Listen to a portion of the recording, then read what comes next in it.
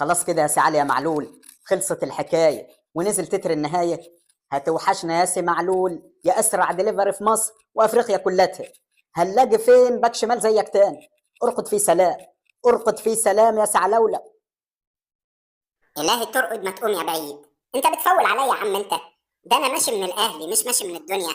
وبعدين الاهلي وجمهوره هيفضلوا في قلبي وعقلي وروحي.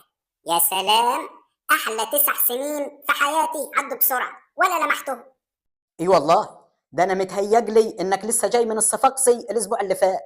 9 سنين عدوا كأنهم 9 ايام. هو ده حال الدنيا وحال كرة القدم، دواره ولابسه نضاره وراكبه حماره. وعلى رأي الست ام كلثوم، امان عليك يا معلول، طول وهات العمر من الاول. يا ابني خلاص كفايه، الدمعه هتفر من عيني. وانا اساسا عينيا تعبتني من كتر العياط يوم الماتش بتاع فرق. انا اللي صعبان عليا كان نفسي العب في كاس العالم للانديه. ده بيقولوا انه في امريكا وانا عمري ما رحت امريكا دي. يعني هي امريكا الامل يا سي معلول؟ يقطع امريكا واسمها. وبعدين ده انت هتنضم لصفوف المشجعين للنادي الاهلي، يعني فرقها بسيط. ده بالعكس، ده انت هتقعد تتفرج على الاهلي في التلفزيون احسن من الجري والفرهده جوه الملعب. على رايك، الواحد مفاصله تعبت من كتر التدريبات والجري في الملاعب. بس بيني ما بينك كان نفسي انهي الموسم الاخير ده بثلاثيه، يعني دوري وكاس وبطوله افريقيا. بس للاسف ما خدناش غير الدوري بس. لا يا سي معلول، ما تقولش كده. ده انت لوحدك عامل تاريخ. ده انت لعبت 292 مباراه وجبت 53 هدف وعملت 85 تمريره حاسمه، وخدت مع الاهلي 7 دوري و4 كاس مصر و5 سوبر افريقي و4 دوري ابطال افريقيا و2 سوبر افريقي و3 برونزيه كاس العالم للانديه. كله ده وانت باك. امال لو كنت مهاجم كنت عملت ايه؟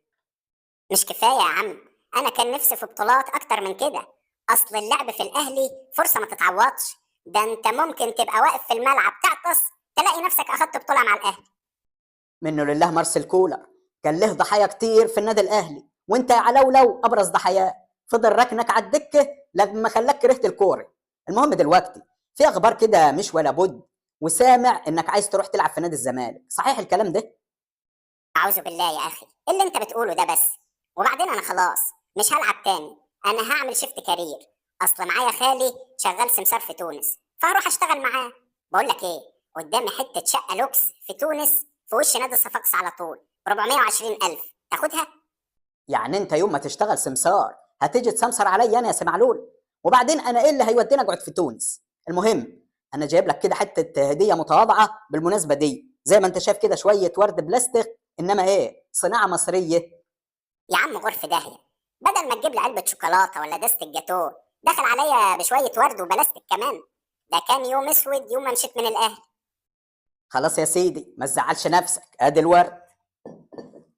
انا بقى كتبت لك حته قصيده كده على ما جسم وسميتها رساء وزبول في وداع معلول. اسمع يا سيدي.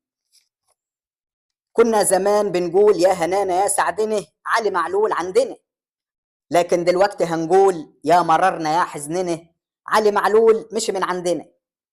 كنت في الناحية الشمال بتجري بالعرض والطول وترفع الأوفر كأنك بتاكل سندوتش فول، ولو حتى المهاجم كان مشلول كان يجيبها في الجون على طول.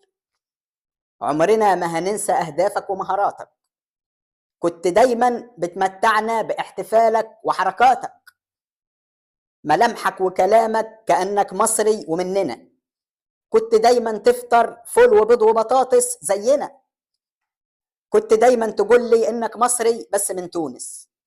وكنت بتحب السلطة وتكتر عليها البقدونس. وفي الختام اقول لك سلام، وهعمل لك هدية، ان انا هعمل لك ليلة واجيب لك الشيخ علان.